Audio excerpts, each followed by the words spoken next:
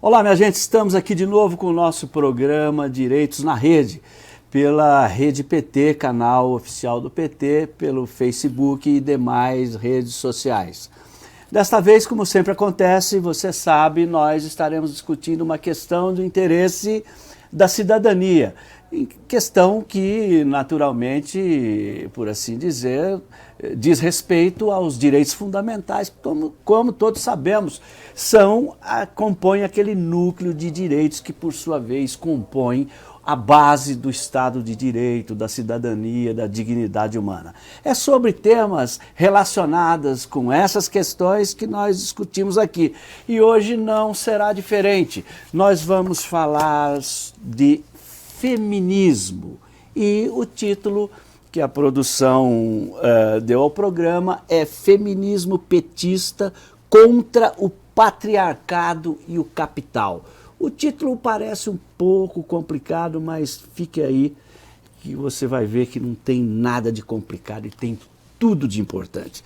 Para discutir esse tema, nós recebemos muito honrados a doutora Flávia Meziara, que é advogada, professora universitária, ativista de direitos humanos, feminista marxista e atual, recentemente eleita, secretária do Setorial de Mulheres do PT de Ribeirão Preto. É com a doutora Flávia, portanto, advogada, mulher, feminista, ativista, que nós vamos discutir, conversar, debater as questões mais relevantes suscitadas por esse movimento tão importante que é o feminismo. Doutora Flávia, muito obrigado por ter aceitado o convite, muito obrigado por sua presença aqui no Direitos na Rede. Eu que agradeço, professor, é sempre uma gentileza estar na sua presença dialogar com você, né? Gosto sempre de destacar, reverenciar a importância que você teve na minha formação jurídica, né? Toda a admiração e respeito que eu tenho. Então, para mim é uma grande oportunidade estar na sua presença hoje aqui para falar de questões tão importantes. Olha, muito bem. O movimento feminista é um movimento polêmico porque é ao mesmo tempo que é uma teoria, ao mesmo tempo que é uma corrente de pensamento, é um movimento de ação que procura intervir na realidade com o objetivo de empoderar a mulher, de trazer a mulher para o centro das decisões, de tirar a mulher daquela sua tarefa antiga imposta pelo patriarcado, de cuidar dos afazeres domésticos e da criação dos filhos apenas, de trazer a mulher para o mercado de trabalho, para a política, enfim, para a ação no campo social, no campo público e não apenas no campo privado da vida doméstica. Esse empoderamento da mulher é uma luta que teve grande impulso no século XX. Já terá começado lá pelo final do século XIX, depois a doutora Flávia vai explicar para a gente isso tudo, mas o século XX é que o feminismo ganhou força, com algumas feministas importantes, sobre as quais nós vamos tratar aqui. Mas, em resumo, o feminismo, o que quer mesmo, é estabelecer a igualdade geral entre homens, mulheres, é superar a opressão que a sociedade machista e patriarcal impõe sobre as mulheres, inclusive com não só opressão, mas com discriminação, exclusão e violência. E, portanto, essa luta de todas as mulheres, que interessa a todas as mulheres, e aos homens também, porque as mulheres são nossas mulheres e nossas mães e nossas irmãs, e, portanto, essa é uma luta de interesse geral, não é uma luta de um gueto, não é uma luta de apenas um grupo, é uma luta pela dignidade humana, pela igualdade entre todos os seres humanos, pela igualdade radical entre homens e mulheres, porque não há nada, nem na natureza, nem na ciência, nem na filosofia, nem na lógica, nem na matemática, que comprove que homens e mulheres são uns superiores e inferiores aos outros. Portanto, o que se quer é justiça, o que se quer é igualdade com o movimento feminista, que ganhou força no século XX e entrou pelo século XXI com força total, e agora nós vamos ver o que é esse feminismo do século XXI e, inclusive, o que é o feminismo em Ribeirão Preto. Doutora Flávia, quando eu falar alguma coisa errada aqui, a senhora me corrige, tá? Tudo bem. Mas eu queria, antes de nós começarmos o bate-papo, chamar um vídeo aqui na tela sobre o feminismo que eu acho que é muito didático e é muito importante que nós e todas as pessoas tenham contato com esse tipo de informação. Tiago Cavani, tá na bala aí para chamar o vídeo?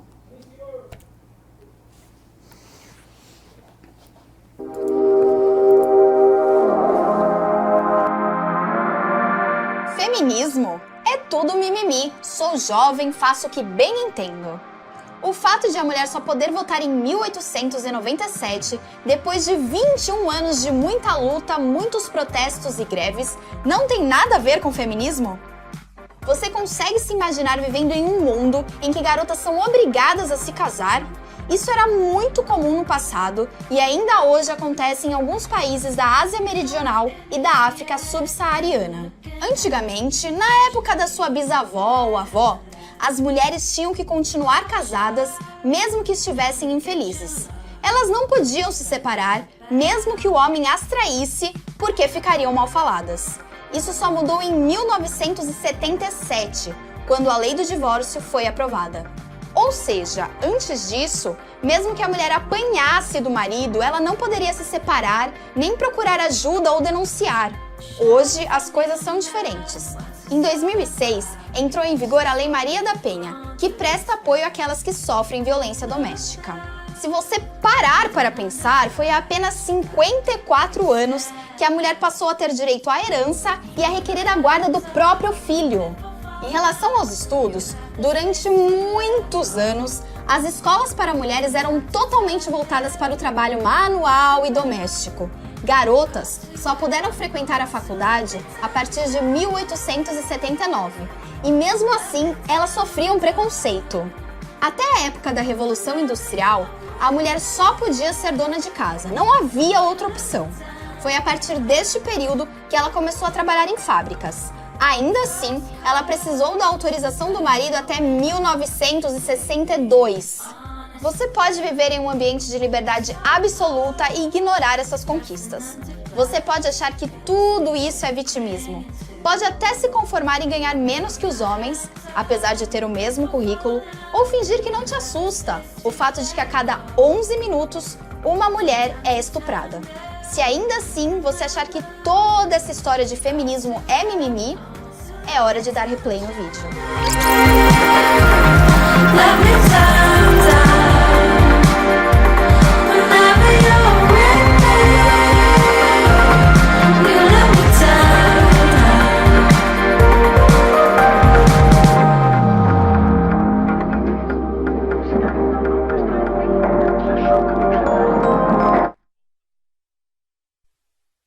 Bem, doutora Flávia, nós temos tanta coisa para falar aqui que, olha, fazer o programa 1 e o programa 2, viu?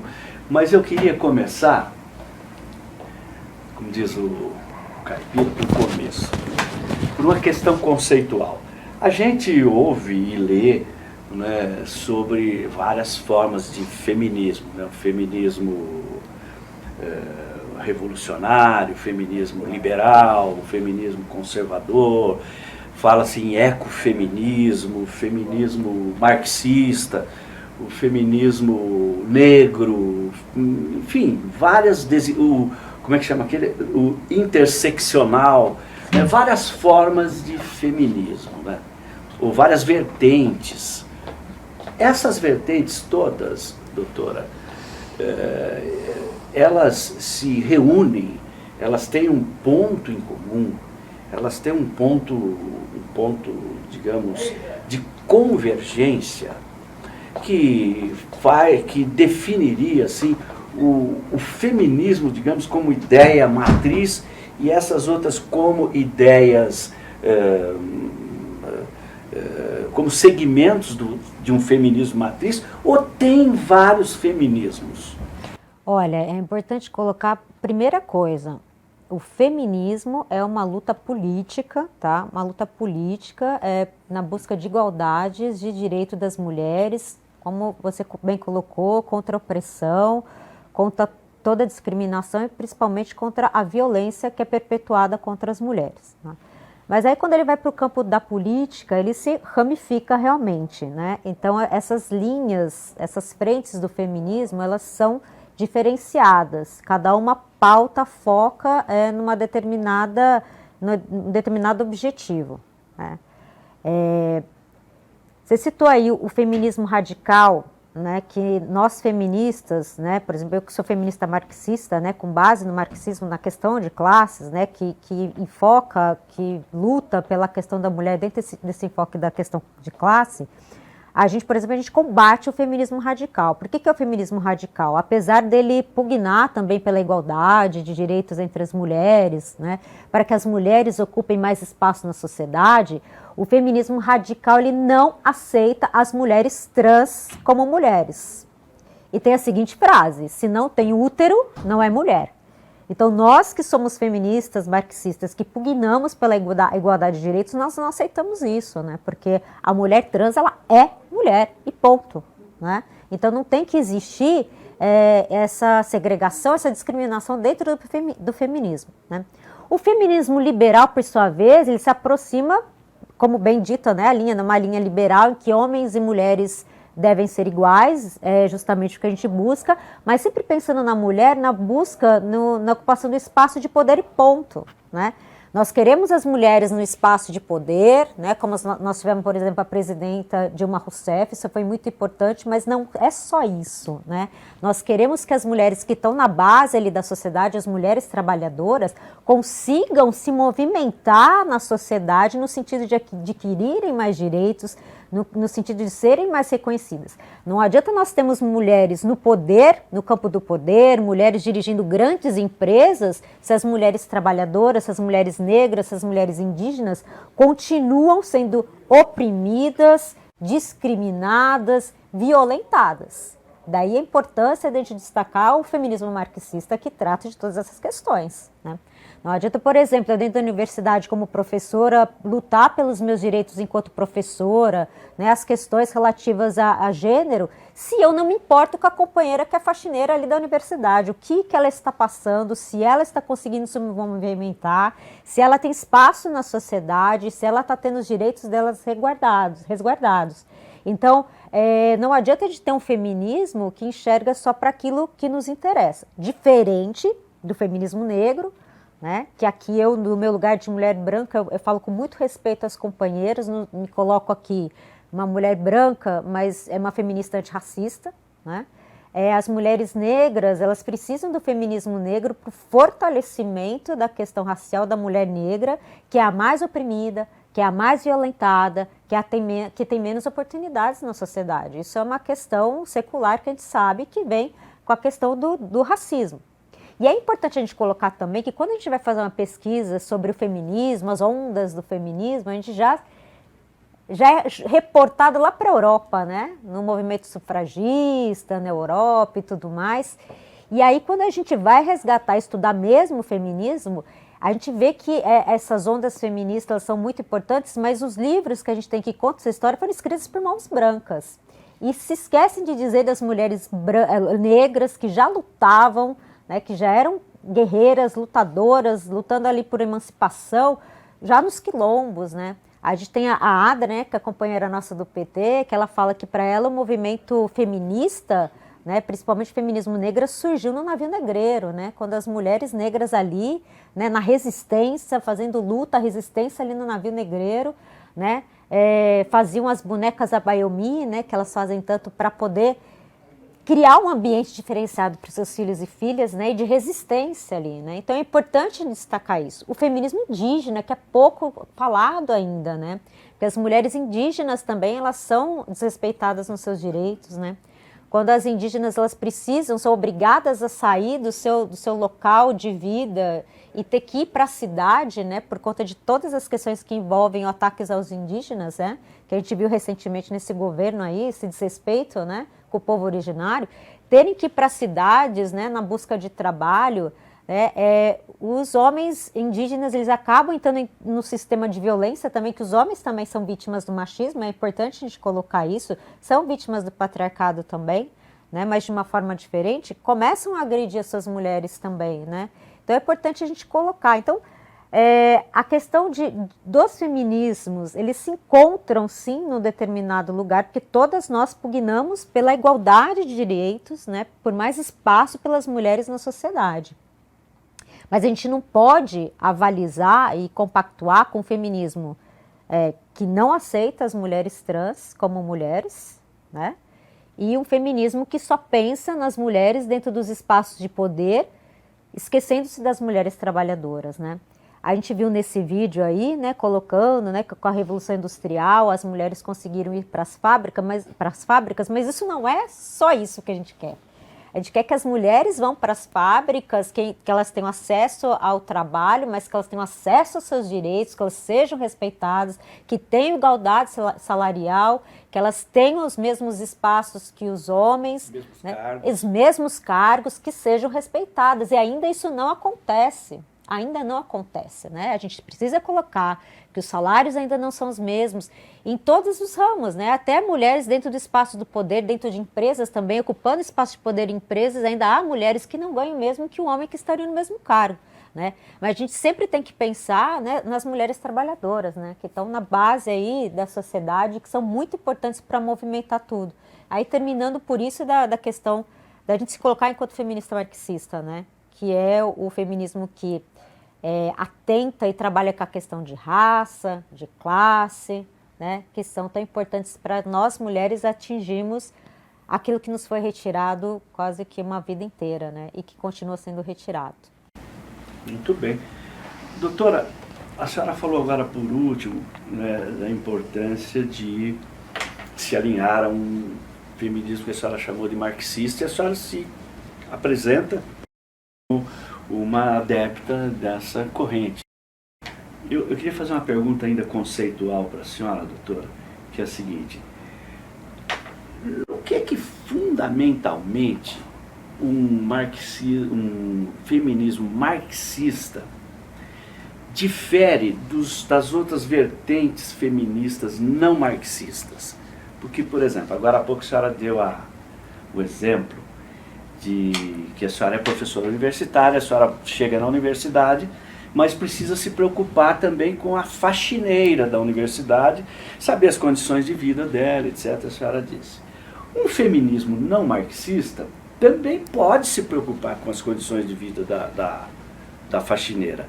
No que é que um feminismo marxista e um não marxista difere na concepção do papel e das condições dessa faxineira? Como é que eles lutam ali? Qual a diferença da luta? Porque ambos estão querendo socorrer aquela pessoa, estão querendo incluir aquela pessoa, estão querendo melhorar as condições de vida daquela pessoa. Mas no que o feminismo marxista é diferente ao fazer isso? O feminismo marxista, ele é incisivo, ele é direcionado para essas questões das mulheres trabalhadoras, para a questão de raça.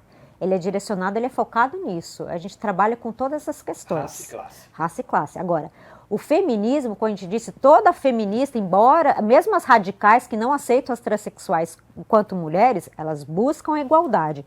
Mas elas, aquela igualdade liberal também, né? Que, precisamos estar nos mesmos lugares que os homens. E não pensam nas mulheres trabalhadoras, pensam nesse sentido liberal. Quero espaço de poder e ponto. Não pensam nas mulheres negras, não pensam nos trabalhadores. Não pensam. O ponto é esse, não pensam, não se preocupam. Não fazem as movimentações, né? Por exemplo, fazem eventos em lugares distantes da periferia, lugares não acessíveis para as mulheres trabalhadoras, né? Fazem eventos e discussões entre que a mulher trabalhadora, que a mulher negra, a mulher periférica, a mulher indígena não tem acesso, não consegue entrar no campo de discussão.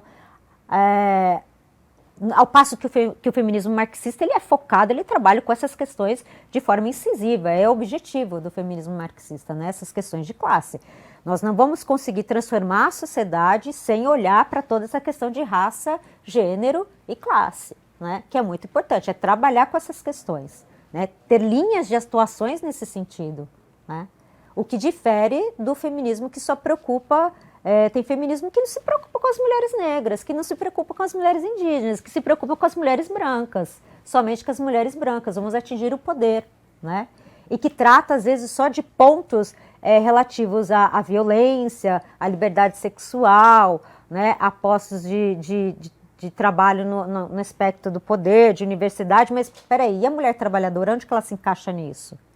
E a mulher negra, onde que ela se encaixa nisso? Nós não podemos nos esquecer. Então, o verdadeiro feminismo, ele tem que pautar todas as questões. E a gente entende, então, que o feminismo marxista é o que se encaixa mais nessas questões de pensar as mulheres em todas as classes, raça e gênero, e para a gente buscar essa igualdade, né, que a gente quer alcançar. Doutora, deixa eu refinar um pouquinho mais essa pergunta. Eu poderia dizer que o feminismo marxista, além de se preocupar com a mulher pobre, a mulher trabalhadora, a mulher negra, etc., portanto, com todas elas, a mulher trans, ele é um feminismo que, como direi, é um feminismo que também luta, não só para a superação das diversas formas de opressão, de injustiça, do patriarcado e tal, mas que de alguma forma luta, e aí de que maneira essa luta, para a transformação da sociedade capitalista? Sim, claro. E como, na prática, o que é que o feminismo marxista faz nesse sentido especificamente? Por exemplo, eu posso dar como exemplo o que a gente está fazendo agora, de antecipar o ato de 20 de novembro que a gente vai ter agora em Ribeirão Preto, né? Nós mulheres feministas marxistas, a gente sempre vai até as comunidades, né, para trabalhar com essas mulheres no sentido de fortalecê-las, no sentido de elas entenderem os seus direitos, se municiarem dos seus direitos, mostrar para elas que as trabalhadoras têm o poder de transformação social, né, que elas devem se apropriar desse poder e entender esse poder. Muito importante colocar aqui que as mulheres brancas, privilegiadas, que moram, né, em outras áreas da cidade, que são filiadas a partidos políticos, elas não devem chegar nas comunidades e entrar nas comunidades como aquele local fosse seu e olha, nós vamos te explicar direito. Não, primeiro, pedir licença, que a comunidade é dos trabalhadores e das trabalhadoras que ali vivem, que ali lutam, é uma luta conjunta. Então a gente chega nas comunidades, oferece, olha, vamos trabalhar junto, né, companheiras? Vocês entendem os direitos que vocês têm, né? Vocês entendem a questão da violência doméstica que vocês sofrem, e aí, nesse sentido, essas mulheres que não têm acesso a essa informação, né, que vivem naquele processo mecanizado do trabalho, né, de trabalhar o dia inteiro, chegar em casa, lavar roupa, cuidar da casa, às vezes nem conseguir cuidar dos filhos, né, entra naquele processo mecanizado de exploração, né, do trabalho, que elas não conseguem nem entender qual o local dela na sociedade, seus direitos. A gente, enquanto feminista marxista, a gente vai até as companheiras e começa a trabalhar essas questões. E aí começa essa libertação dessas mulheres, o entendimento do direito que elas têm. E aí elas começam a se inserir na sociedade e começar a reivindicar os seus direitos. Então, isso que é muito importante na prática, né? A gente, então, vai fazer o primeiro ato fora Bolsonaro, em dia 20, né, que é a Consciência Negra aqui em Ribeirão, nas periferias, nas comunidades daqui de Ribeirão. Nas comunidades que pleiteiam o direito à moradia, nas comunidades que estão em processo de reintegração de posse pela Prefeitura de Ribeirão, pelo Estado e pela União. Então, a gente vai até essas comunidades e fala, olha, você tem direito à moradia, né? Ainda que isso seja removida pela prefeitura, porque houve um processo, houve uma sentença, eles ganharam, você só pode ser removido de acordo com a obediência aos direitos humanos, né? Não pode ter a violência policial, você tem direito a ir para um local. Então, municiar as mulheres trabalhadoras e os homens também, mas estamos falando aqui das mulheres, dos seus direitos. E elas, quando elas têm acesso aos seus direitos e são fortalecidas, ninguém segura essas mulheres. Aí, essa base da sociedade, que é tão importante, que aí o marxismo pugna muito sobre isso, essa base da sociedade começa a se fortalecer, a se estruturar, E aí partir, né, para aquilo que a gente busca, que é a revolução, né, o ato revolucionário das mulheres, né, delas entenderem então qual que é o local delas, o direito delas e se apropriarem das pautas. Doutora, eu poderia dizer então que a opressão à mulher é uma opressão que tem várias raízes. Sim. Né? Até cultural. Eu vi certa vez, não sei nem se eu vou pronunciar corretamente o termo latim, que mulher vem de mulhes, do latim quer dizer menos, menor. Né? Menor. Tem uma raiz racial também, essa opressão toda, tem a raiz econômica, né? Então eu posso dizer que o feminismo marxista especificamente, ele põe em relevo essa opressão econômica que decorre da sociedade capitalista. Exatamente. Entendendo que a sociedade capitalista é uma produtora de desigualdades que precisa, portanto, ser superada. Exatamente. É isso que eu poderia resumir o feminismo marxista. Exatamente, por isso que a temática aqui do programa é feminismo petista contra o patriarcado e o capital, que são as formas de opressão da mulher, né? Então, nós lutamos contra o patriarcado e o capital, o sistema neoliberal que massacra as mulheres, né? Que mata as mulheres, né? De todas as formas, né? Economicamente, sem espaço, sem direito à vida, né? A mulher é oprimida, violentada de todas as formas, né? Então, os nossos principais inimigos, então, são o patriarcado e o capital. Essa que é a nossa luta, né? Muito bem. Doutora, a senhora falou agora em feminismo petista. Sim. Tem alguma especificidade em relação aos outros feminismos? Nós falamos do feminismo marxista, do feminismo revolucionário, do radical, do ecofeminista, do feminismo negro, etc. E feminismo petista, o que é feminismo petista? Feminismo petista é o feminismo praticado pelas mulheres filiadas ao Partido das Trabalhadoras e dos Trabalhadores, né? É o feminismo de nós que somos filiadas a esse partido tão importante, né? Surgida da classe operária, né? Surgida de uma luta, né? Lá em São Bernardo do Campo, dos metalúrgicos, né? Pela nossa liderança, né? Que felizmente que foi vítima, né? Dessa opressão neoliberal, lava-jato, que foi o nosso ex-presidente Lula, né? Então surgiu das massas. Então o feminismo petista é isso, né? É esse feminismo que luta pelas trabalhadoras, que está ao lado das trabalhadoras, somos trabalhadoras, né? Estamos lutando pelos nossos direitos, mas sem nos esquecer das nossas companheiras, né?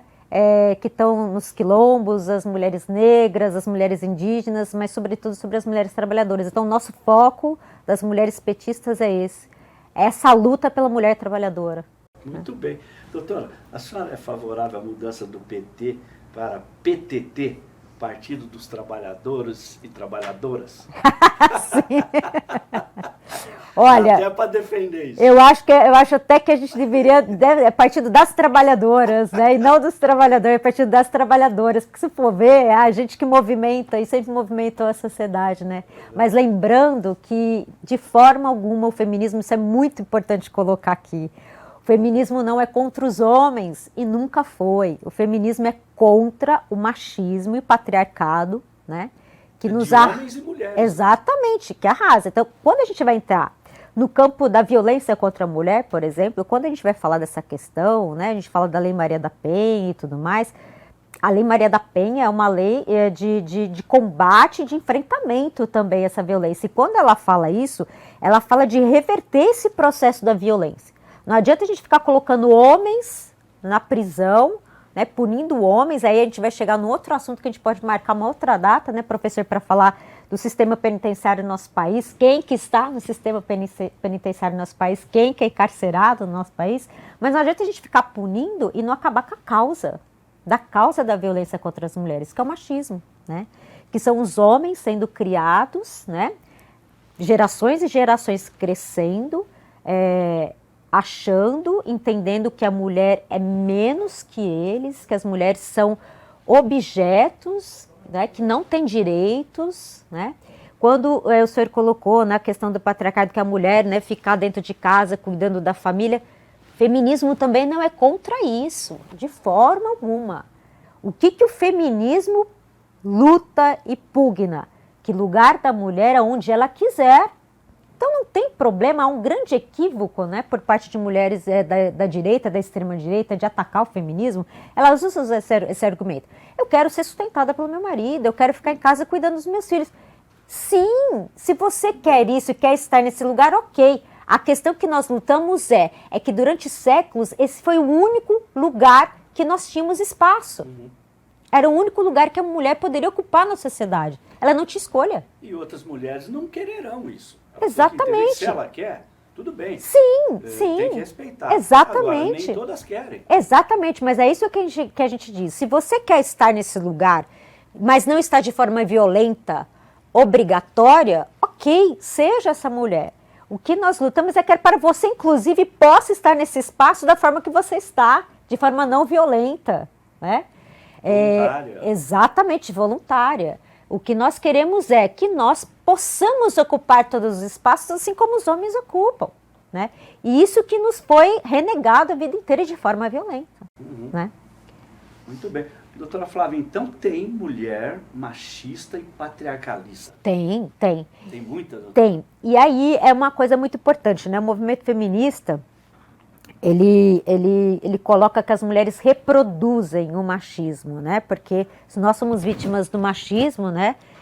Nós reproduzimos. Então, assim, eu sempre pensei dessa forma também, que as mulheres reproduzem machismo e reproduzem, né? Porque se elas foram criadas como os homens dentro de um ambiente machista, né?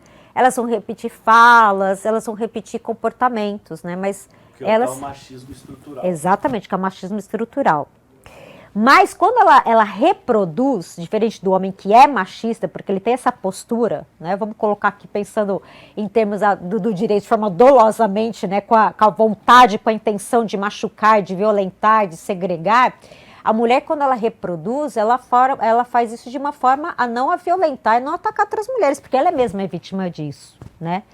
Mas há mulheres fascistas, nós precisamos colocar isso. Há mulheres fascistas, há mulheres de extrema direita, que têm conhecimento sobre o que é o machismo, que têm conhecimento sobre o que é oprimir mulheres, que têm conhecimento sobre o que é violentar mulheres. E a partir do momento em que elas se colocam ao lado dos homens, né, que praticam esses atos de violência e opressão, sabendo daquilo, e reforçam esses atos, avalizam esses atos, e aí eu coloco que essas mulheres são machistas. Porque aí elas estão sabendo o que elas estão fazendo. E estão objetivando o resultado, que é oprimir aquela mulher, que é violentar aquela mulher. Né? E é perversidade. Né? Eu posso até ser muito criticada por essa fala, mas a gente começa a perceber, né? Por exemplo, a gente teve... esse pensamento começou a surgir, né? Quando teve a deputada, a Carla, não me lembro o sobrenome dela, inclusive ela é daqui de Ribeirão. Naquele momento em que o Bolsonaro... foi numa determinada cidade. Isso, a Carla Zambelli. Muito obrigada, professor. Ela estava com o Bolsonaro numa viagem e foi aquele ato que o Bolsonaro agrediu uma jornalista, uma mulher, né? O presidente agrediu uma jornalista porque ele estava sem máscara, ele chegou sem máscara, né? E aí ele começou a agredir a mulher jornalista, né? E aí o Bolsonaro tirou a máscara, né, para validar aquele ato dele, né, de dizer o que eu faço o que eu quero, não preocupada com a questão da pandemia, e a jornalista interpelando ele. O que a Carla Zambelli fez? Ela estava de máscara, ela olhou para os outros homens que estavam ao lado deles, todos parados. O que ela fez? Vendo o presidente da República atacar uma mulher, atacar uma jornalista, o que ela fez? Ela tirou a máscara, num gesto, então, de avalizar a conduta machista e agressiva daquele homem opressor. Então, aquela mulher, ela praticou, sabendo também aquele ato de violência, de machismo e de desrespeito a outra mulher que estava diante dela. Então, ela se aliou ao homem dolosamente com intenção de violentar e de oprimir aquela mulher, né? É lógico que isso, se a gente for colocar em termos de porcentagem, de números, isso é muito pequeno. Quem massacra as mulheres, quem oprime as mulheres, quem violenta as mulheres, quem mata as mulheres são os homens, tá? Mas a gente não pode dizer... não todos, né? Não todos. Não todos. É o patriarcado. Quando a gente fala os homens, é o patriarcado, né? E sempre quando a gente vai falar de violência contra a mulher, a gente fala que a gente trabalha com números e não com conjecturas. São estatísticas, né? Isso é comprovado. Comprovado. 11 estupros a cada... Não, um estupro a cada 11 minutos. Praticado. É estatística, são números. Não é opinião. Não é opinião e não é, eu odeio homens, eu vou... Achismo, né? E aí, quando a gente vai falar da Lei Maria da Penha, né? Que a gente vai explicar, é importante a gente sempre explicar, né? Que a mulher é a vítima, né? Sempre a mulher que é a vítima nessa situação de violência doméstica. Mas não é só o marido, não é só o namorado que pode ser o agressor, né? O pai, o irmão, né? Esses dias eu estava exemplificando, sempre com uma relação de afeto familiar ali. Por exemplo, eu tive um caso esses dias de 2 meninas que moravam numa república, né? E uma começou a agredir a outra fisicamente, né? Então, era uma mulher, né, sendo vítima de outra mulher, né, num contexto familiar. A gente conseguiu uma medida protetiva, mas veja bem, estatisticamente, é uma mulher que pratica-se a violência doméstica contra uma mulher, ao passo que os dados são que os homens praticam esse ato de violência, né? De novo, dizendo que é o patriarcado, né, que é o machismo, que faz toda essa construção que nós precisamos acabar. Por exemplo, o senhor, né, professor, você é pai de um menininho, né, na educação desse filho, né, explicar para ele o valor da mulher, os direitos da mulher, para que ele não cresça também numa reprodução do machismo. Né? A gente precisa mudar essa postura. E aí tem que pegar a criança, conversar, exatamente, explicar. Exatamente. Olha, mamãe não é para ficar só na cozinha, ela tem que trabalhar porque é direito dela. Pai, exatamente. Nós somos iguais, né? E a questão que hoje também os homens estão trabalhando, né, a masculinidade tóxica, né? Porque, de novo, os homens são violentados também por essa estrutura, né? Então, você também não dizer para o seu filho, o homem não chora, isso violenta o homem também, isso cria uma brutalidade nele, né? E aí, a mulher é o primeiro alvo, porque ela é frágil. Eu sou homem, eu sou macho, eu tenho que resistir, eu tenho poder, então ela não é nada. E aí a gente chega na misoginia, nesse termo misoginia, que é o ódio à mulher, né? Que a legislação penal ela foi se transformando através da luta feminista, que é muito importante, de agravar crimes que tem de pano de fundo o gênero, né? O fato de sermos mulheres, né? O feminicídio, né? A mulher ela é assassinada, ela é morta porque para aquele homem ela não é nada. Ela não é nada, ela tem que servir a ele. Se ela não serviu a ele da forma que ele queria, eu vou matar. Eu mato. Né? Então, é essa a questão. Né? Muito bem. Você que está se ligando agora aqui no nosso programa Direitos na Rede, nós estamos conversando sobre feminismo com a doutora Flávia Meziara, que é advogada, ativista de direitos humanos, professora universitária, é feminista, marxista e é a secretária do setorial de mulheres do PT de Ribeirão Preto. É uma notável advogada que se notabilizou também por atuar naquele caso emblemático da Luana Barbosa, que era uma mulher pobre, da periferia, negra e lésbica, que foi espancada covardemente pelas forças repressivas do Estado e acabou morrendo. E a doutora Flávia Meziara foi a advogada que defendeu os interesses da Luana Barbosa e da família dela, nesse caso emblemático que ganhou projeção nacional. É com a doutora Flávia, portanto, que nós estamos conversando agora aqui. Doutora, a senhora é a secretária do setorial das mulheres do PT de Ribeirão, foi recentemente eleita aí há um mês. E o que é que nós temos por aí, doutora, na sua gestão à frente dessa secretaria? Quais os planos, quais os objetivos, enfim, como diria o Lenin, que a senhora admira tanto. O que fazer agora? Muito trabalho pela frente, né? Nós temos 4 anos de gestão, né? Eu estou como secretária e temos um coletivo de mulheres que foi eleito também, né? De 10 mulheres.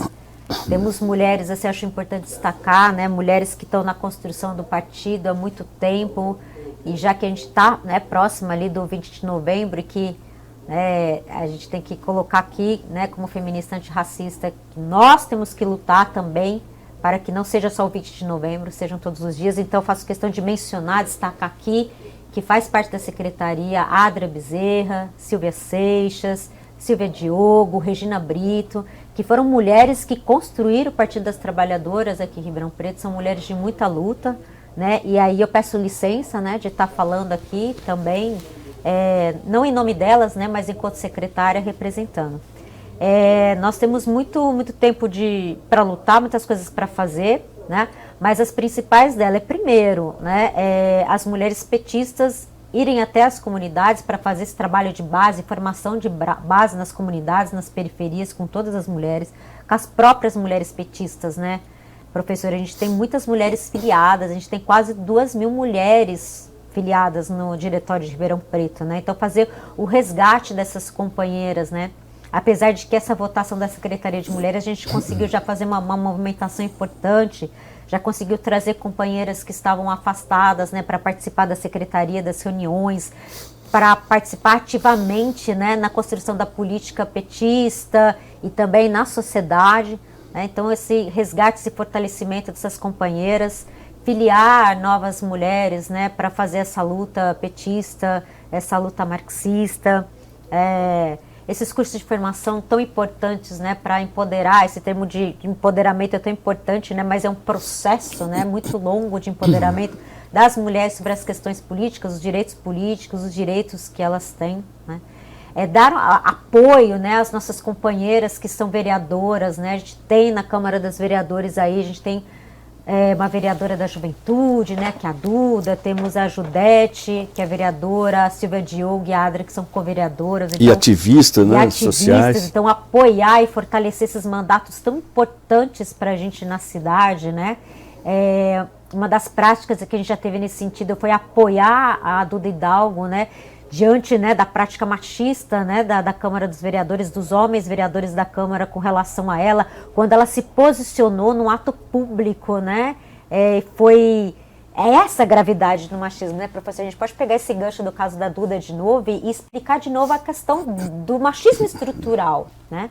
O fato da Duda ter dito que o projeto dela não havia sido aprovado, um projeto que é voltado para as mulheres, saúde pública das mulheres, porque havia machismo dentro da Câmara de Vereadores, nas sessões seguidas, os homens, os vereadores, atacaram, violentaram ela politicamente. É outra questão muito forte que existe, é a violência política contra a mulher. Então, veja só, nós mulheres já fomos tão apartadas, né, de estar nesses espaços de poder. É tão difícil a gente alcançar, ainda é muito difícil. E quando a gente alcança, nós somos violentadas. Há números gritantes de violência verbal e física contra mulheres parlamentares, né? E Duda foi violentada, né? Ao invés, então, dos homens ali, da Câmara de Vereadores, se reunirem, né, para dialogar, para entender o porquê da fala e se reconhecer como estando numa estrutura machista, o ataque foi a forma deles se colocarem, né? Então, nós, enquanto secretária, nos colocamos à disposição delas, acompanhamos depois as outras sessões, né, de votação, fomos até a Câmara, né, nos manifestamos, né, e me parecia que alguns projetos da vereadora estavam começando a ser engavetados e a gente se colocou, que a gente está acompanhando. Se for um boicote ao trabalho da vereadora por conta dessa questão, nós vamos nos colocar, né? Porque as mulheres, elas têm que se colocar fortemente, né? E a gente vai se colocar, né? Então, o trabalho da secretaria vem nesse sentido. São várias linhas de atuação, né? Mas, principalmente, né, é o trabalho com as companheiras petistas, trazer mulheres mais para lutar com a gente. E os cursos de formação, que são muito importantes, né? Formação política, formação de base, a luta de base é muito importante, né? E também trabalhar questões, né, de violência, né? O caso da Luana, a gente é importante colocar que Luana era uma companheira nossa do Partido das Trabalhadoras. Ela era afiliada ao PT? Ela era afiliada ao PT, né? Uma companheira nossa, né? E que foi brutalmente assassinada, né? O caso da Luana teve repercussão internacional, né? A ONU emitiu um relatório colocando Luana, infelizmente, está ao lado, o seu nome está ao lado de George Floyd, como um dos casos de violência estrutural, né, de racismo estrutural por parte do Estado. Então, o caso Luana teve proporções internacionais por conta de sua gravidade, né? Então, Luana foi espancada à luz do dia, né, no Jardim Paiva, onde ela morava, com seu filho, né? Ela estava com seu filho de 14 anos à época. Ela estava indo levar o filho para fazer um curso técnico, porque Luana, né, como toda mulher trabalhadora que era, acreditava na educação, né, como uma forma de emancipação e para que o filho dela não tivesse a mesma história de opressão, de segregação que ela teve. E ela foi abordada por 3 policiais militares, né, e ela exigiu o seu direito de ser revistada por uma policial militar feminina, né, e num ato de reação, veja só, uma mulher contra 3 homens de mais ou menos 1,80 m cada um, né? A algemaram, né? É importante colocar porque o movimento negro, né? Os ativistas do movimento negro, eles fazem essa colocação muito triste e muito forte, mas que é a realidade, e que nós, como somos brancos, a gente não tem essa capacidade de perceber, por isso, portanto, a importância do ativismo negro, do feminismo negro, para trazer para a gente coisas que nós, enquanto brancos, não percebemos, porque não é com a gente que acontece. A Luana, ela foi algemada, né? As 2 mãos para trás, os 2 pés, e colocaram uma terceira algema ligando os pés às mãos. Ou seja, né, uma companheira do movimento negro disse, ela foi amarrada como os escravos eram amarrados, só que com algema, né? Isso me toca muito, me deixa muito assim, porque o caso dela é muito cheio de violência. E essa mulher foi jogada dentro de um camburão desta forma, né? E ela sofreu lesões na cabeça, porque eles bateram na cabeça dela, né? Ela morreu em decorrência de traumatismo craniano, né? A sentença de 1º grau, né, pronunciou, ou seja, o que significa isso? Analisou o caso e entendeu, então, que esses policiais devem ser julgados por júri popular, né?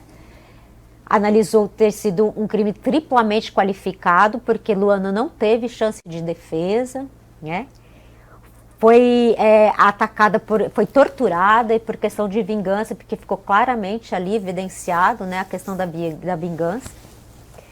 E, no entanto, os advogados dos policiais recorreram ao Tribunal de Justiça do Estado de São Paulo.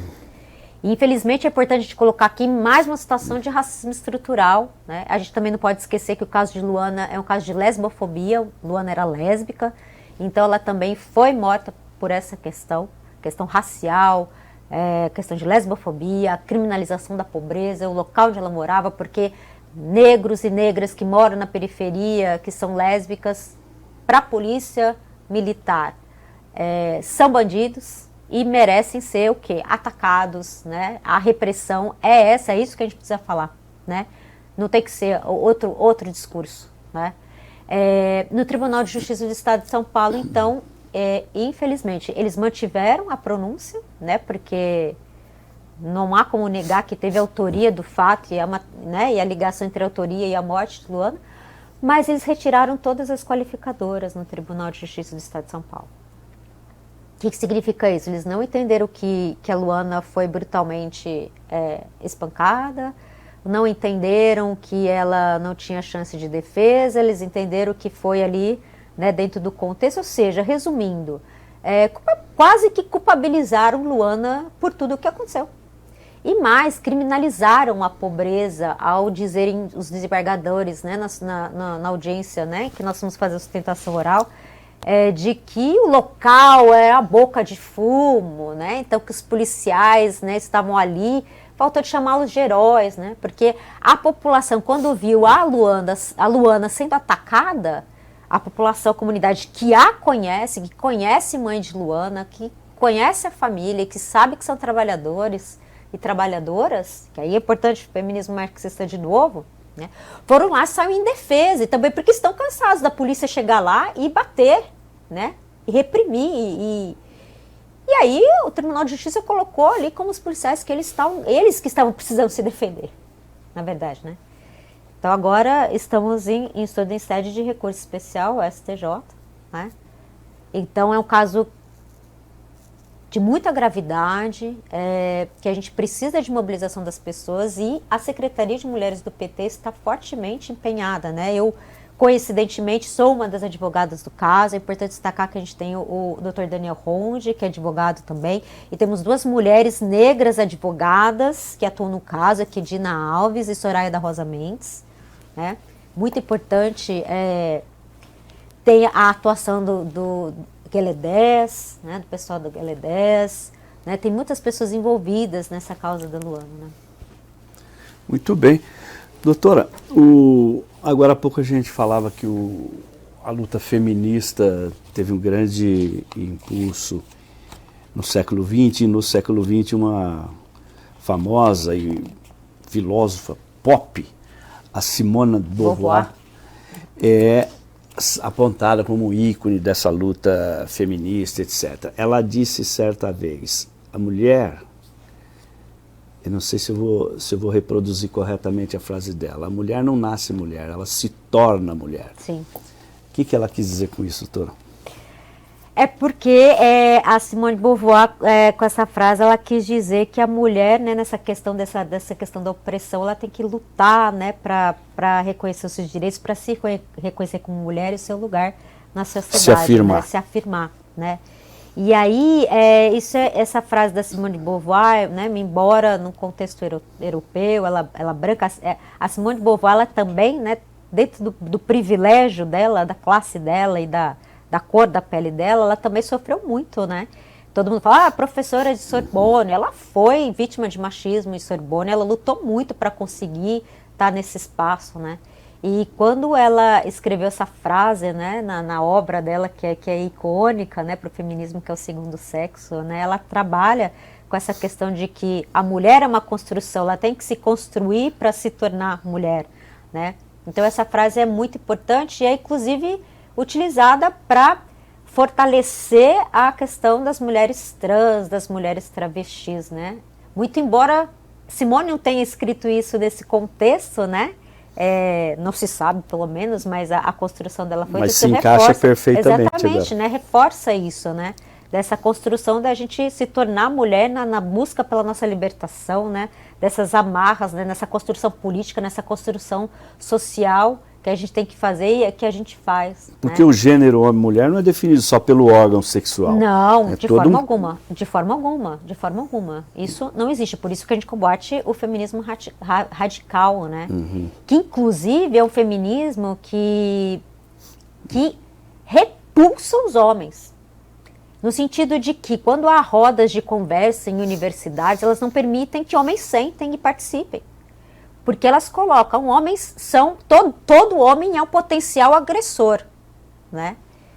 Então, e aí nós que não somos dessa linha, né, que trabalhamos com essa questão de que nós precisamos, assim, é o que o professor colocou bem, né? O homem não é o nosso inimigo, é o patriarcado, é o machismo que faz toda essa construção, né? É lógico que há espaços que nós mulheres precisamos nos reunir e nós traçarmos as estratégias e diálogos ali que os homens não podem participar. Mesma coisa os negros e negras. O branco não tem que estar ali, né? A questão do protagonismo que se fala tanto, né? De nós estarmos à frente das nossas lutas, mas os homens, os nossos companheiros estão juntos com a gente ali na luta para essa transformação, né? Então, o feminismo radical, qual que é o raciocínio? Biologicamente, anatomicamente, geneticamente é homem, então tem ali o gene da violência, da agressividade, então eu não aceito, não é mulher. E repito, né, tem uma frase muito triste, aquela frase triste de que se não tem útero, não é mulher. Isso não existe. As mulheres trans são mulheres e cada vez mais elas estão conquistando os seus direitos. E muito podem ser feministas. Tem o transfeminismo, né, professor? Transfeminismo. Tem o transfeminismo. E tem homem feminista, doutora? Então, homem feminista, eu não gosto, porque assim, tem homens que apoiam o feminismo, né? Porque o feminismo é uma luta política das mulheres então, por emancipação. Não pode falar um homem feminista. Tem um homem Eu prefiro é que não pode. Quem sou eu para dizer não pode aqui, né? Mas o que a gente coloca somos homens apoiador do feminismo. Da causa feminista, apoiadores da causa feminista. Sei. Porque a condição para se ser feminista é ser o quê? Mulher. É quem sofre a opressão, quem sofre a violência. Então é esta condição, né? Então, o homem não sendo mulher, né? A gente, companheiro, venha fazer a luta com a gente, porque a gente apoiar a luta feminista. A sociedade. Tá? Entendi. Ele é um apoiador, mas não é, digamos assim, naturalmente... É porque ele não tem a condição de ser mulher, né? A mulher cisgênero, a mulher transgênero, né? A mulher trans, não é. Então, nós que temos a propriedade, porque nós sentimos essa opressão, nós sentimos essa violência, assim como os negros e negras, né? Sim. De novo, falando do 20 de novembro, eles que sofrem a violência, o racismo, então eles que estão à frente da luta. Nós, brancos, temos o dever de sermos antirracistas, mas estar no apoio da luta deles, porque a frente, o protagonismo é deles, eles que vão ditar como que deve ser feito. Uhum. Doutora, a senhora que está na luta aí, por assim dizer, com a mão na massa e na linha de frente, né, do tiroteio, a senhora sente que com a ascensão da extrema-direita no Brasil, aí, né, e um certo neofascismo, a senhora sente que aumentou a misoginia, o machismo, o patriarcado ficou mais, digamos assim, explícito, insinuante, atrevido, depois da ascensão da extrema-direita? Claro, nítido. Primeiro, houve o fortalecimento, né, daqueles que, de uma certa forma, se escondiam, né, atrás das suas quatro paredes ali, né, e se sentiram fortalecidos na figura do presidente da República, dos seus filhos e dos seus aliados, né, se sentiram fortalecidos. E pior, né, alguns homens começaram a enxergar na figura do presidente da República que o certo é violentar as mulheres, segregar as mulheres, os negros, as negras, e os até indígenas. Estuprar, né? Exatamente, o que ele fez com a nossa deputada Maria do Rosário, né? Um absurdo, né? Então, falar da questão do estupro, objetificar a mulher, né? Essa questão da objetificação, né? A fala você é tão feia que não merece ser estuprada. Então, assim, a questão... ou então que ele teve uma filha mulher porque fraquejou. Então, assim, a questão do feminismo, professor, é que você falou, a gente vai precisar de muitas horas e muitos programas para falar, né? Porque são várias questões que permeiam a luta feminista. Mas essa questão da objetificação da mulher também, né? De ter que atender a um padrão de estética, né? Que massacra as mulheres brancas, massacra as mulheres negras também, né? Mas aí teria que ter uma mulher negra para falar aqui, mas esse padrão todo. Então, essa questão da misoginia, do machismo, de falar você é feio, não merece... É tanta violência naquela frase dele, né? Que vai desde a questão de objetificar, de não colocá-la num padrão e dizer que ela merecia ser violentada, isso é muito grave, né? E a questão de fraquejar, né? A questão que ele falou dos negros e negras, então assim, houve sim o fortalecimento do machismo, da violência contra as mulheres, contra os negros e negras. Da misoginia. E aumentou o feminicídio, doutora? Bom, assim, atrelar dados, né? Especificamente, né, a entrada do presidente da República, com isso a gente que é professor do campo da pesquisa é um campo perigoso a gente afirmar categoricamente, né? Mas a gente vê, né, pela movimentação social que houve um aumento, sim, mas a gente teve as questões da pandemia também, esses anos foram muito atípicos, né, foram de muita violência para as mulheres, a pandemia, né, também fez com que aumentasse muito a violência, né, contra as mulheres. Mas isso tudo fortaleceu, né? A partir do momento que você tem um líder, né, o presidente da República, que reforça isso, que diz que isso é normal, que essa é a regra, a mulher ser menor, a mulher merece ser violentada, ela pode ser violentada e mais. E aí eu vou voltar na questão da mulher fascista, né? Uma mulher que é do ministério, a ministra, né, do Direitos Humanos, do Ministério da Mulher, avaliza e reforça toda a fala machista dos homens, do presidente da República, né? Então, as pessoas que não tem esse conhecimento, né, que nasce e cresce no espectro do machismo, do patriarcado, vem uma mulher e um homem, né, que estão no topo do poder, terem o mesmo discurso de que mulher não é nada, que ela não merece estar naquele lugar, né, que... Então, qual que é a prática? Qual que é a prática que deve ser feita, né? Eles estão corretos, né? Por isso que a nossa importância do campo progressista, né, é chegar até as pessoas e dizer, não, não é isso está errado, isso tem que mudar, né? Porque está muito essa questão do neofascismo que você colocou, ela está vindo com uma onda muito forte. E quem? A questão marxista de novo, quem que está na linha do tiro? As mulheres, os trabalhadores, as trabalhadoras, os negros e negras, eles que estão nessa linha do tiro, né, do patriarcado, do neoliberalismo, do capital. Somos nós que somos assassinados, nossos direitos que são retirados a todo momento. Doutora, e em contrapartida, houve um recrudescimento disso tudo, né, que é um retrocesso, aumento da misoginia, machismo, patriarcado e tal. Em contrapartida, o movimento feminista reagiu e cresceu por causa disso? Está mais ativo, está mais efervescente, está mais forte? Sim, a gente precisa lembrar, né, que o movimento feminista está ativo desde antes da eleição de Jair Bolsonaro com o movimento Ele Não, né? Foram as mulheres que levaram milhares às ruas no Brasil e fora do Brasil, já acenando, já dizendo, este homem vai acabar com o país, vai massacrar todos nós, não só as mulheres. Então nós fomos às ruas e nos colocamos contra, fortemente contra, né? Ele se elegeu e estatisticamente, né, os dados mostram que nós mulheres somos a maioria que não aceita Jair Bolsonaro no governo, que não compactua com esse governo e que quer essa transformação, que quer essa retirada desse indivíduo que eu me recuso a chamar de presidente da República, do poder e todos seus capatazes. Então, né? Dá para dizer, doutora, que conforme que a lei da física, que a toda ação corresponde a uma reação, as mulheres reagiram e estão mais fortes? As mulheres vêm reagindo, né? A gente tem que colocar uma coisa, professora, as mulheres sempre têm que estar na luta, é uma luta diária, né? Mas quando entra um indivíduo desse no poder, né, e fortalece todas essas práticas que nos matam existencialmente, fisicamente, de todas as formas, a gente vai para cima. E foi, de fato, reagiu? Sim, reagindo? estamos reagindo, né? Tanto que os números apontam, né, nas pesquisas. Quem é pelo fora Bolsonaro, quem é pelo impeachment do Bolsonaro, a maioria são as mulheres. Uhum. Agora há pouco nós falamos na Simone de Beauvoir como uma referência na Europa do feminismo. Nós podemos lembrar a Angela Davis, Sim. na América, que é uma referência do feminismo negro. A senhora tem aqui no nosso feminismo, digamos assim, tropical, uma referência dessa, semelhante a ela? Algum nome semelhante da estatura delas?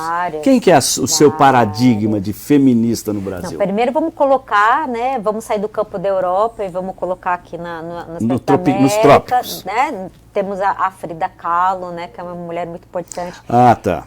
O que o feminismo tenta resgatar também, professor, porque assim, muitas mulheres foram para o campo da luta, inclusive da luta armada, né, que depois é um contexto, uma fala, um outro programa que a gente pode colocar, e sempre aparecem na história os homens, né, os companheiros, né, Carlos Lamarca, mas pouco se fala da Yara, que é a companheira dele, que esteve ao lado dele nessa luta, né. Então o feminismo, ele resgata essas mulheres que são apagadas pela história, né.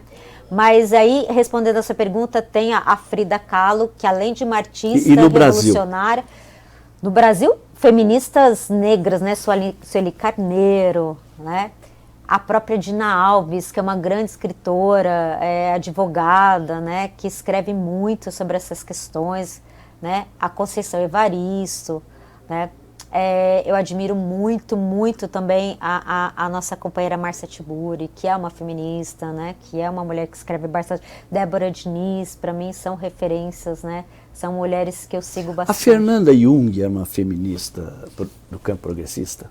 A Fernanda Jung, né, infelizmente, né, que não está mais aqui com a gente, né, sim, para mim ela era uma revolucionária também uma do referência campo, também do campo artístico, né, a fala dela, assim, a gente tem várias referências, né, no campo da arte também, né? Não só no campo da política, né? Tem essas mulheres revolucionárias, assim. Mas temos muitas mulheres, né?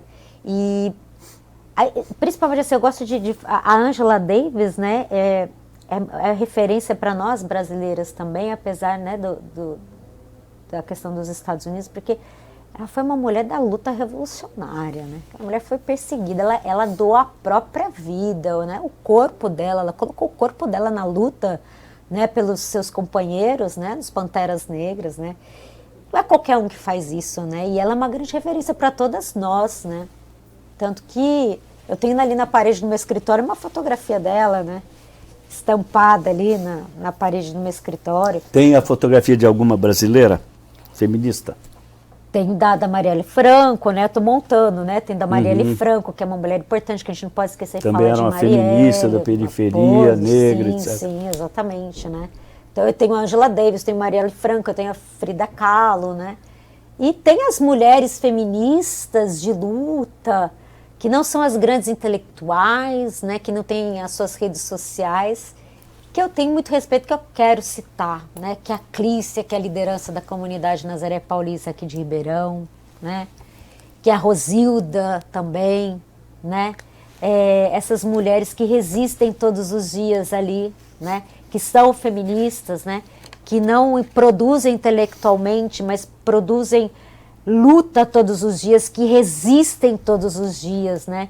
Então a gente precisa sair um pouco, né, desse campo daquele feminismo intelectualizado, né? Dessa esquerda que só pensa nesses referenciais intelectuais e valorizar as nossas lideranças, né, que estão nas periferias, que estão nas comunidades. Então eu quero exaltar aqui essas companheiras, né, que resistem todos os dias, né, que lutam por sua moradia, que lutam por sua saúde, né, que trabalham todos os dias num sistema precário, de transporte público precário, né, e que estão fazendo a luta todos os dias. Heroínas anônimas. Exatamente, exatamente. E tem que exaltar essas mulheres também. Merece nome de rua também, né? Merece. Outra feminista também que eu tenho que ressaltar aqui, eu citei de Naves, que é a professora Soraya da Rosa Mendes, né, que é uma advogada negra que escreve muito sobre isso, inclusive nos municia advogadas, né, com processo penal feminista, né, ela faz essa leitura do processo penal e instrumentaliza as advogadas feministas nesse campo de atuação. A Benedita da Silva também teve uma luta importante. Sim, claro, a companheira Benedita. Nós temos muitas ocupou companheiras dentro do postos partido, de poder exatamente, importantes. né? Uma mulher negra ocupou merece referência também. Totalmente. Assim, não faltam retratos para a gente colocar aqui, nomes para a gente colocar. Está faltando parede. Está faltando a parede. Mas há muitas mulheres ressaltando de novo, né? Que são apagadas pela história e que a gente tem que trazer à luz essas mulheres que fizeram todas essas lutas, né? Por exemplo, quando a gente fala do Lenin, né? Fala muito do Lenin, mas não fala da companheira dele. Uma vez eu lembro que uma aluna minha, né? Na rede social, publicaram a foto da esposa do Lenin, né? E aí perguntaram, nossa, que mulher linda, quem é essa mulher? E responderam, a esposa do Lenin. Eu falei, pessoal, vamos mudar a resposta, né? O nome dela é esse, que é um nome russo que agora não consigo pronunciar. E o Lenin é o marido dela. Ela conheceu já o Lenin num movimento revolucionário. Ela já era uma revolucionária e na luta revolucionária conheceu o Lenin e eles se casaram. Era uma pedagoga revolucionária. Então, tá entendendo qual que é o mecanismo? Mesmo dentro desse campo, né? Portanto, o nome dela é Fulana e o Lenin é o marido dela. Companheiro, não. Exatamente, companheiro dela.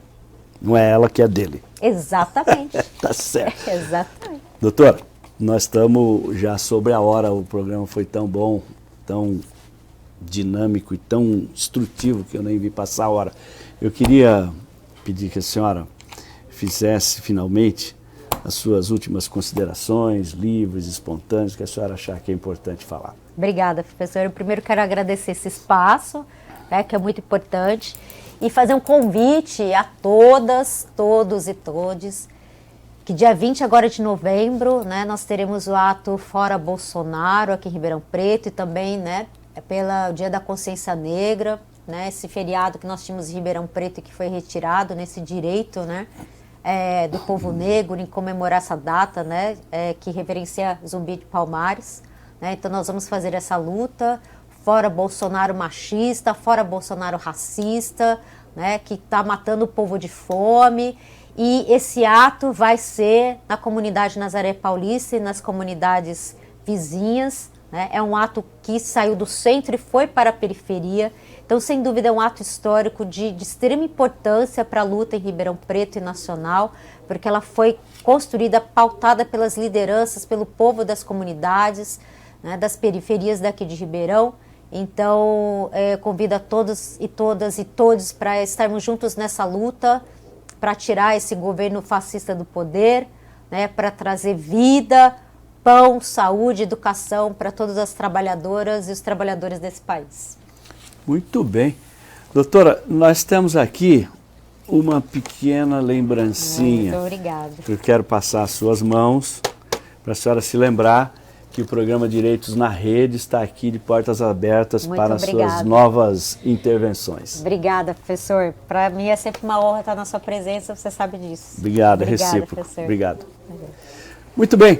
Nesta edição do programa Direitos na Rede, estivemos discutindo o feminismo petista contra o patriarcado e o capital.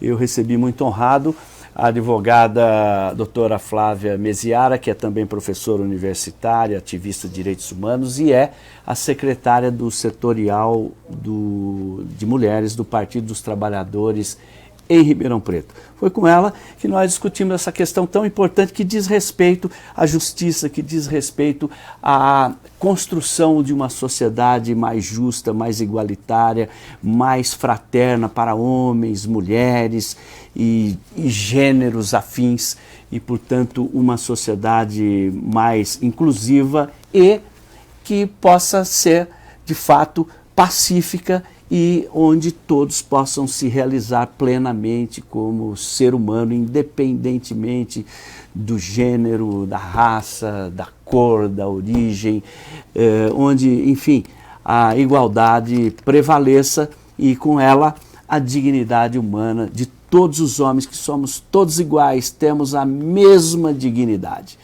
Eu agradeço muito a presença da nossa doutora Flávia Meziara. Agradeço a minha equipe de produção, a produção do Zé Alfredo e a edição do Tiago Cavani, e agradeço especialmente a audiência de todos e todas que estiveram conosco até este momento. Eu espero poder contar com esta mesma audiência nas próximas edições do Direitos na Rede. Muito obrigado e até breve.